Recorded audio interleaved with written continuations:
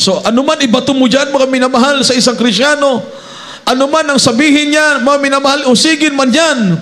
Dahil ang kanyang pananampalataya ay nakatayo ng matibay sa pundasyon ng kanyang pagtitiwala, pananalig sa mahal na Panginoon. Hindi na siya matitisod. Everybody shout, praise the Lord. Praise the Lord. Hindi na mga minamahal, madaling manlupaypay pag may trials. Ano po? Dapat kahit may trials, nagagala ka pa rin sa mahal na Panginoon. Makita pa rin ng mahal na Panginoon na yung anak niya, tayo na mga tinawag niya, kahit may trials, nagpapatuloy ka, hindi ka nagsasawa, lagi mo tinitignan na may pangako ang Diyos. Pagkatapos ng pagsubok, darating ang pagpapala. Yun ang nasimula ng ating beloved parents in the Lord. Hindi nagsimula na karakadakang pinagpala. Many years munang tines ng mahal na Panginoon ang ating beloved parents in the Lord. For more than 10 years. Sakripisyo, pag-iyak, pagluha, pag-aayuno. Pero ang ating beloved parents in the Lord, lagi silang nagagalak sa mahal na Panginoon. Lagi silang natutuwa na magpuri sa Diyos. Umaga man, hapon man, gabi man. Kahit sa panahon na kawalang-wala, mga minamahal, hindi sila nagsawa. Kaya tayo, ang mga pinagpalang naging bunga ng mga pagluha, pag-iyak, pag-aayuno ng mga tao ng Diyos. Tayo na mga narito na bawat mananampalataya all over the world, mga minamahal, this coming Sunday, we will celebrate 49 years of God's goodness. Ang kaputihan ng mahal na Panginoon, dinala tayo sa true church. Nang sabi nga, ang value ng faith, ang halaga ng pananampalataya. Dito tinawag na father of faith si Abraham. Dahil kanyang ginawa ang kalooban ng mahal na Panginoon. Even in a difficult situation, mahirap para sa kanya, pero naging madali dahil iniibig niya ang ating mahal na Panginoon. Hiningi ng Diyos ang kanyang minamahal na anak na si Isaac. Ang bagay na espesyal para sa kanya, hiningi ng mahal na Panginoon. Hindi siya nagdalawang isip, hindi nagtanong sa Diyos, karakadakang sinunod dahil sa kanyang taglay na pananampalataya. And after that, siya po ay nagtagumpay. Amen? Ganoon ang buhay ng ating beloved parents in the Lord, mga minamahal. Hindi sila sumuko, hindi sila umayaw. Nagpatuloy sila, nagpakatatag, nanalangin at nanalangin. At tayo ngayon, ikaw na nakaupo dyan, tayong lahat na nakikinig ng salita ng Diyos, saan ka man naroroon ngayon, tayo ang naabot ng panalangin ng tao ng Diyos. Everybody shout, praise the Lord. Kaya mga minamahal, pag-uusig man, kahirapan man, mga minamahal, ano man ang darating, hindi mawawala ang ating pagtitiwala, pananalig, sapagat hindi tayo iiwan at pababayaan ng mahal na Panginoon. Basahin natin ang mga next verses po. Matthew 10, verse 28 and Romans 1, verse 8. Amen. Dito po sa aklat ni San Mateo, versikulo 10, kapitulo 28. At huwag kayong mga takot sa mga nagsisipatay ng katawan, datapwat hindi nangakakapatay sa kaluluwa, kundi bagkus ang katakutan ninyo'y yaong nakapupuksa sa kaluluwa at sa katawan sa imperno. Amen.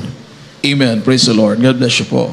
Kindly, Romans 1 verse 8. Dito po sa mga taga-Roma, Kapitulo 1, ang versikulo po ay 8. Kauna-unahan ay nagpapasalamat ako sa aking Diyos sa pamamagitan ni Jesucristo tungkol sa inyong lahat na ang inyong pananampalataya ay bantog sa buong sanlibutan. Palakpakan natin lahat ang ating pinakamamahal na Panginoon. Everybody shout, praise the Lord. Purihin ang ating dakilang Diyos. So, the value of faith, sabi po ng salita ng mahal na Panginoon, habang ikaw ay nagpapatuloy na maglingkod sa Diyos at lumalago ang pananampalataya mo, wala ka ng katakutan. You are fearless, maminamahal. May panakot man sa'yo, may banta man sa'yo, hindi ka natatakot sapagat alam mo, may Diyos kang pinaglilikurang tapat at totoo sa kanyang mga salita. Habang ikaw ay matapat sa mahal na Panginoon, lalo siyang matapat sa iyo, lalo siyang iingatan, lalo siyang mag-iingat sa iyo, mga minamahal, na iibig sa Kanya. Ang atin lamang kinakatakutan ay magkasala, lumayo sa mahal na Panginoon. For without God, we are useless. We are nothing. Sabi ng Matthew 10 verse 28, sabi po ng salita ng mahal na Panginoon, and fear not them which kill the body, but are not able to kill the soul, but rather fear Him which is able to destroy both soul and body in hell. Huwag mo katakutan, mga minamahal, yung mga pumapatay ng katawan, yung may kakayanang sumira ng katawan. Ngunit katakutan natin yung may kapangyarihan na kapag ikaw ay hindi naglingkod sa Kanya, may place of torment in hell. Pag hindi ka naglingkod sa mahal na Panginoon, merong tinatawag na lugar na naghihintay para sa mga taong walang panahon sa Diyos. And your soul and your body will be punished in hell. Pero pag naglingkod ka ng totoo, tapat sa mahal na Panginoon, merong promise ang mahal na Panginoon. Reward in heaven. No more tears, no more pain. Yun ang ating pinaka-ultimate goal. Bakit tayo naglingkod sa Diyos? Habang tayo nagpapatuloy sa ating mahal na Panginoon, minsan dumarating talaga ang trial sa buhay Kristyano. Ito'y kakambal ng buhay natin, kasama sa buhay. Sabi nga, mahalagang recipe. Everybody shout, praise the Lord. Alam niyo po, yung mga dalubhasang mga cook, meron sila talagang minsan na mga special ingredients na sila lang ang nakakaalam. Diba? O minamahal? Tama po? Palakpakan natin lahat ang mahal na Panginoon. Pero yung secret ng mahal na Panginoon, ipinaalam niya na po sa mga tapat na naglilingkod sa Kanya. The secret of the Lord is with them that fear Him. Sabi po ng Bible, mga minamahal. Yung trials, diyan gumagawa ng mabuting bagay ang mahal na Panginoon. After you have overcome the trials, your trials will turn into testimony. Yun yung personal natin na patotoo, mga minamahal. The powerful testimony, mga minamahal. One of the power testimony is our personal testimony. Kung paano ka binago ng mahal na Panginoon 5 years, 10 years ago, hindi ka na bumalik sa buhay makasalanan. Hindi mo na binalikan ang kumakaway na sanlibutan sa iyo, mga minamahal. Sapagat ang pag-ibig mo sa Diyos ay totoo. Ang pagmamahal mo sa Diyos kahit walang-wala ka. Nariyan ka pa rin, mga minamahal, sa gawain ng mahal na Panginoon. Nakataas pa rin ang iyong kamay. Nauuhaw ka pa rin sa presensya ng Diyos. Sabi ka rin palagi, mga minamahal, makinig ng Word of God. Nariyan pa rin mga pag-ibig mo na hindi nagbabago. Yun ang nais na mahal ng Panginoon, na pananampalataya. Hindi ka sumusuko, hindi ka umaatras. Kaya nga pananampalatayang ito, sabi ng Romans 1 verse 8, our faith is made known in the Word. Everybody shout, Amen. Romans 1 verse 8, sabi po ng Bible, first, I thank my God through Jesus Christ for you all, that your faith is spoken of throughout the whole world. Amen? Saan ka pumunta ngayon, mga minamahal? Proud to be the member of the true church of our loving God, our dear Jesus. We need to be proud, mga minamahal. Ipagmalaki natin ang ating Diyos na nakilala, mga minamahal. Let us testify His goodness, His power, and His mercy, kung paano tayo kinahabagan ng mahal na Panginoon. Hindi tayo karapat-dapat. But our faith is spoken throughout the world. 24 years ago, nagpunta ang ating beloved honorable pastor sa mountain ng Talipa, Hulusulo. Maminamahal. Pagbalik ng ating mahal na pastor, maminamahal, kasama ang beloved prayer warriors, na-release na po lahat ng mga hostages. Our faith is spoken throughout the world. The Jesus Miracle Crusade International Ministry. Dahil sa mga pagpapagahal, mga panalangin ng mga tao na Diyos, Tayong lahat ay naabot ng kapangyarihan ng ating mahal na Panginoon. Gumawa ng maraming himala ang ating mahal na Panginoon. Since day, mga minamahal, na nagsimula ang gawain ng mahal na Panginoon. The time, mga minamahal, na nagsimula ang true church ng ating mahal na Panginoon. With all signs, wonders, and miracles. Napakaraming gumaling. Napakaraming pinagpala. At tayo na nagpapatuloy, higit na pinagpala ang bawat isa. Sapagat habang nagpapatuloy ka sa pananampalatayang ito ang magdadala sa atin sa totoong kaligtasan at buhay na walang hanggan. 1 Peter 1, verse 5 to verse 9. Kaindi lang po at last verse na po tayo. 1 John 5, verse 4. Mami naman. Basahin natin. Ito pong sinasabi sa unang Pedro. Ang kabanata ay, Amen. 5 hanggang... Chapter 1, kabanatang 1, talatang 5 hanggang sa 9. Amen. Praise the Lord. Ito po ang sinasabi.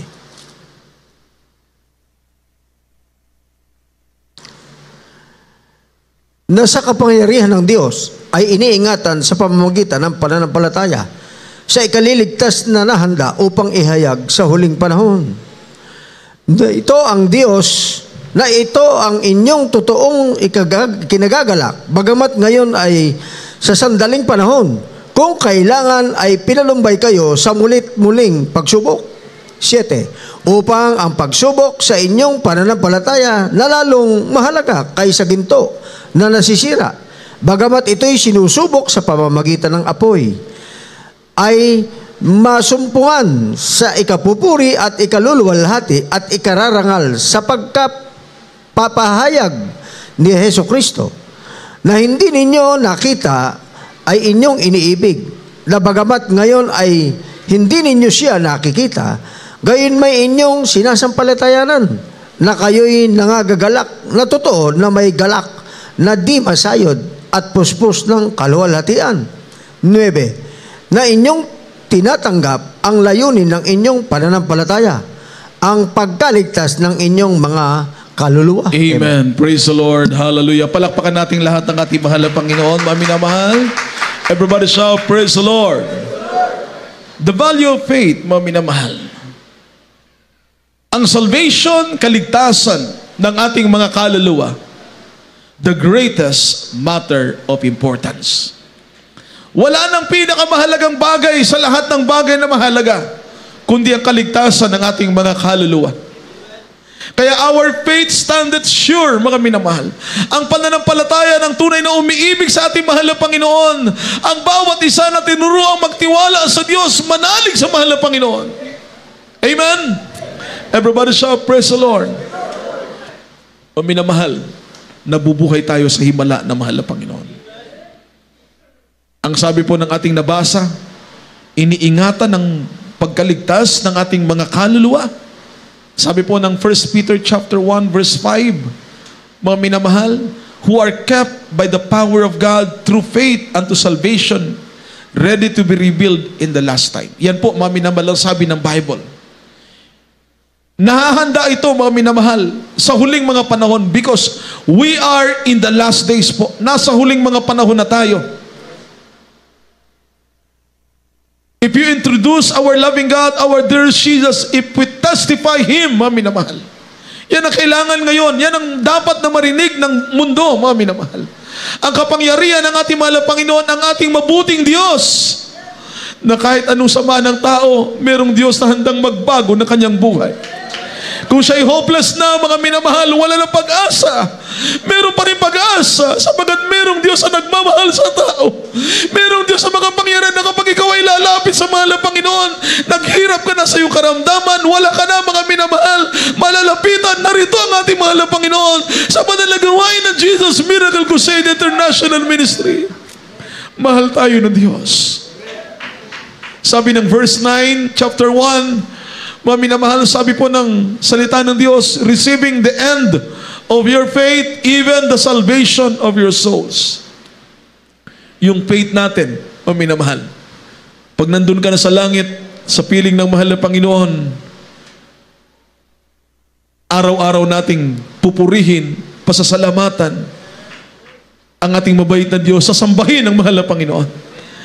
And our testimony, habang tayo nabubuhay, mga minamahal, ipahayag mo sa bawat mga minamahal, mga believers, ang mga personal natin, mga minamahal na mga naranasan habang tayo naglilingkod sa ating mahal na Panginoon, that you will repress everything, mga minamahal, lahat ng mga bagay na ginawa ng mahal na Panginoon because of His love and His mercy. Everybody shout, praise the Lord. Nabubuhay tayo dahil sa pananampalataya. We are alive because of the goodness of our loving God. Hindi nagbago ang pagmamahal ng Diyos, ang pag-ibig ng mahal na Panginoon. Tayo minsan ang nagbabago. Hinahanap lagi ng mahal na Panginoon yung first love natin sa Kanya. Yung unang pag-ibig sa mahal na Panginoon. Kaya kapag mangusap ang mahal na Panginoon sa atin, yun ang dapat natin gawin, mga minamahal. Magpatuloy tayo, magpakatatag tayo, magpakalakas tayo, at lagi natin sariwain kung paano tayo pinagpala ng Diyos. Alalahanin ang lahat ng kabutihan ng mahal na Panginoon. Narito tayo dahil sa pag-ibig at pagmamahal ng mahal na Panginoon. Sabi ng 1 John, basahin na lang sa inyong mga bahay, 5 verse 4. Sabi ng Word of God, mga minamahal, sapagkat ang sino mang ipinanganak ng Diyos ay dumadaig sa sanlibutan. At ito ang pagtatagumpay na dumadaig sa sanlibutan. Sa makatwid ay ang ating pananampalataya. Nagtagumpay, mga minamahal, ang ating dakilang Diyos sa kanyang panahon. Sabi ng John 16 verse 33, in this world you shall have tribulation, but be of good cheer, for I have overcome the world. Ngayon, ang mga totoong mga anak ng ating mahal na Panginoon, we are more than conqueror, mga minamahal. Higit ka pa sa isang mananagumpay kapag ikaw ay merong pananampalataya sa ating dakilang Diyos. Everybody shout, praise the Lord. Pag ikaw ay may karamdaman, ang sabi ng ating mahal na pastor, manalangin, mag-ayuno. Amen. Sa ibang church, marami kapatiran galing sa Trinitarian, pag may sakit, ang sabi ng pastor, pumunta ka sa ospital. Pero sa banal na gawain ng Jesus Miracle Crusade International Ministry, itinuro ng true pastor of God. True power of God. Ang asahan, walang iba kundi ang mahal na Panginoon. Lumuhod, manalangin, mag-ayuno, gawin ang kalooban ng Diyos. At ang mahal na Panginoon, tumutugon ng panalangin. He will open the windows of heaven. Hindi lang material blessing ang bibigay sa iyo, kundi nandoon yung protection ng mahal na Panginoon. Araw-araw na kalakasan. Saan ka man pumaroon, wala kang katakutan, pangambahan, dahil iingatan ka ng mahal na Panginoon. Higit sa lahat, lagi kang magagalak sa mahal na Panginoon. Dahil yon ang patunay na ikaw ay pinagpalang mananampalataya ng ating dakilang Diyos. Tinawag, inibig, pinili ng mahal na Panginoon. Ang tunay na mananampalataya, victorious, mananagumpay. Dahil siya ay tunay na anak ng Diyos. Ang ating Diyos ay ang ating pinakamamahal na Panginoon na nagtagumpay sa lahat. Narito tayo ngayon sa araw na ito. Pasalamatan natin ang ating mahal na Panginoon. Dahil sa kabutihan ng mahal na Panginoon, mabait ang Diyos sa atin. Awitan natin ang ating mahal na Panginoon. Hallelujah.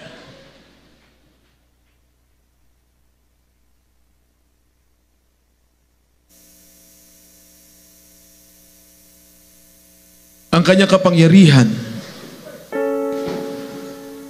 ang kanyang mga dakilang mga gawa sa buhay natin. Alalahanin natin. Let us remember, nung unang araw na tayo dumating sa gawain ng mahal na Panginoon, tayo ay nagtataglay ng maraming problema at maraming karamdaman. Ngunit nang tayo ay magpatuloy, magsumamo, magpakumbaba sa harap ng mahal na Panginoon, pinatawad tayo ng mahal na Panginoon. Inibig. Higit sa lahat, pinagpala ng ating mabait na Diyos.